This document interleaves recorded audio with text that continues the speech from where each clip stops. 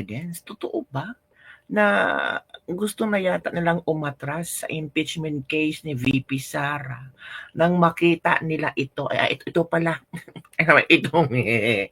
itong mga taong ito, itong VP Sara's legal powerhouse. Nako kalarki, ang bigati ng powerhouse, legal powerhouse ni VP Sara. Si Attorney Sheila Season, siya ang siya dito ang lead counsel. Tapos si former President Rudy Duterte, si Attorney Lucas Carpio Jr. at si Attorney Philip Sigrid Fortun. Ito ang VP Sara's legal powerhouse. Nataranta ang kabilang parlor kabibig. Hindi nila inasahan na ito kabigatin, katatag, ka-powerful, ka-powerhouse ang legal team ni VP Sara. Yung iba, parang sumabog ang brain cells. Yung ibang mga di umano'y magagaling daw na politiko ay parang nataranta, nag-overtime, mag-aral, naghanap na maraming ebidensya para hindi talaga makalusot daw ang mga legal counsels ni VP Sara. Ay, kalerke naman sila, oy. Akala kasi nila i-small-smallin lang nila si VP Sara, papunta doon kung anong klaseng estilo nila sa Quadcom ay pwede din na gagawin nila sa impeachment trial ni VP Sara. Hindi nila alam na kakainin sila ng buhay. Kakainin sila ng walang suka-suka. Naku po. Ito mga kabibiga, ang VP Sara's legal powerhouse. May nakita akong video kabibig kung saan pinag-usapan. Trending na trending ito ngayon. Yung iba maraming pumalakpak. Yung iba sabi, wow, ang galing pumili ni VP Sara. Yung iba, anong tawag dito, insecure na insecure. Sabi nila, ay nako, mga matatanda na yan. May Duterte daw ng Lucas Carpio Jr. na matanda na sa sa picture. Uy, grabe. Talagang you look down this kind of people, this legal powerhouse of VP Sara. Tingnan natin kung ano ang mga achievements nila. Kung hindi ba sumisiga-siga yung mga mata mo? Hindi ba luwa-luwa yung mga mata mo? O eto kabibig ha, ipapakita ko sa inyo kung gaano kagaling itong mga lawyers na ito. Yung sinasabi niyong chicken lang daw ito sa mga kongresista. Ang chicken? Oh, baka sila chicken feet. Kung sakaling matulong ang impeachment trial. Pero kabado na sila ngayon at sobra-sobra ang pagpapanik. Imaginein mo nga naman si Atty. Rodrigo Roa Duterte nakasuot ng judicial gown. The art of war. The Marcos Romualdez camp is in panic mode because no former president in this country's history has ever acted as legal counsel in the Supreme Court. Until now, just imagine Attorney Rodrigo Roa Duterte wearing a judicial gown and personally appearing as Vice President Sara Duterte's lawyer would be a highly unusual event. It's highly unusual event. Natural naman. O hahayaan mo ba na yung anak mo i-impeach lang sa kung sino-sinong mga politiko na walang kaalam-alam sa proseso at walang kaalam-alam sa batas? Nagawa nga nilang ma-impeach si VP Sara sa isang araw lang. Natural. Hindi mo hahayaan na yung anak mo ay talagang kikilatisin, lilitisin na hindi fair, na hindi patas. So natural, tatayo ang ama. Di ba mga kabibig? Making it a major media spectacle. It could dominate headlines and his involvement would make it the biggest legal and political event in the country. Tama mga kabibig. It's the biggest legal and political event in the country. Ang sinasabi-sabing nila 1 million daw or millions ang gagastusin para lang sa impeachment trial ni VP Sara. Kung sana itong milyones na ito ay gagamitin para sa ibang programa ng gobyerno. 'Di ba? Tama nga yung mga sinasabi ng ilang politiko na impeachment trial is useless. We cannot receive, nice feedbacks on that. Diba?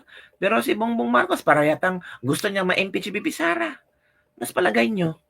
The public might focus more on the Duterte's legal defense than on the merits of the impeachment case. Why?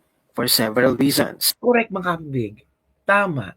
Hindi nila panonoorin nila ang impeachment trial dahil kay Duterte. Panonoorin nila ang impeachment trial kung gaano kagaling si Duterte. Very observant ang mga tao. Magiging teleserye na naman ito, mga kabibig. Oo. Magiging teleserye naman ito. Baka mga apektuhan ng ekonomiya ng Pilipinas ito. Oo. The public might focus on Duterte's legal defense than on the merits of the impeachment case. Totoo. He has a strongest legal experience and inside knowledge. Correct. Before entering politics, Digang was a prosecutor for many years. His courtroom skills will be an asset in framing the case, and he knows how to navigate legal battles. Correct. He understands fully the Philippine judiciary, having appointed 12 of the 15 sitting justices. Correct. He is very familiar with their legal perspectives and reasoning styles. This knowledge allows him to craft arguments tailored to specific justices' tendencies. Yung mga yung mga tawag doon, yung mga kongresista na magiging judge din. Yung iba, I think lawyer din sila, pero sa serbisyo, sa ginawa, ba sila, ka-level ba sila ni Digong? He's the best political strategist, kaya nga nananalo. Kaya nga ang Quadcom, parang pinaglaruan lang niya yung inibitahan siya. Diba? He's a great tactician and an expert in political warfare. Tama, mga kabibig. Anong kalakas si Digong? Ito, the lead legal counsel of VP Inday Sara. Itong babaeng ito, ha, iba din ito. Before joining the Fortune, Narvasa and Salazar law firm, Attorney Sheila Sison was a distinguished scholar of the country's Science High School system, graduating from Quezon City Science High School. She earned her undergraduate degree from the University of the Philippines, Los Baños, obtaining a Bachelor of Arts in Communication Arts, major in writing. Galing. During her time at UPLB, she founded and led multiple university organizations, served as Lady Chancellor of the UP Sigma Alpha NU sorority, and held the position of opinion editor in the university's student paper. Her academic prowess extended beyond writing, as she was awarded Best Speaker and Best Campus Debater at the UP Campus Debate for 2 consecutive years. Attorney Sison pursued her Bachelor of Laws at San Sebastian College of Law, Recoletos, where she was a full academic scholar of the Recoletos Order. She consistently made the Dean's List, graduated as class valedictorian, and was the first recipient of the Academic Excellence Medal of Honor, awarded by the Recoletos Educational Apostolate of the Philippines. Grabe. Her exceptional legal career is marked by a historic achievement, being named the firm's Lawyer of the Year for 4 consecutive years, 2015 to 2018. Sana, ito nang gagawin ng kabilang parlor. I-hire nila si Liza Marcos. Oo, i-hire nila. Para makita talaga kung gaano kagaling si First Lady Liza Marcos. Diba? Ito, si Attorney Sison specializes in criminal litigation and serve as lead counsel in multiple high-profile Sandigan Bayan cases.